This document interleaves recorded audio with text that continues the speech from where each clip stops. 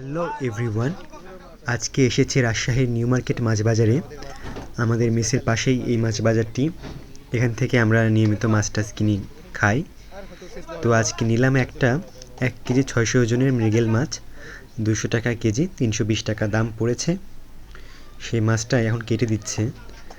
এরা মাছটা কেটে দেয় ঠিক আছে, কিন্তু এই যে মাছের তেল এবং খোপড়াটা রেখে দেয় মাঝে মাঝে।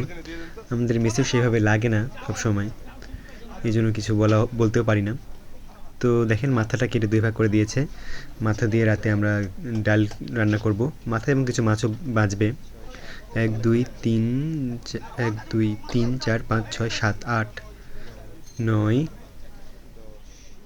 10 11 12 পিস হয়ে গেল। বলেছি 22 23 পিস মতো করতে। 13 piece, 14 piece, ফেসেতে 15 piece, 15 16 17 18 19 20 21 22 23 24 25 piece, 25 piece হয়ে গেছে। আমাদের মোটামুটি 19 পিস 20 মতো লাগবে। আর বাকিটা হচ্ছে আমরা রাতে ঘাটি করে খাবো। না, মাথার পিস বেড়ে গেল। প্লিজ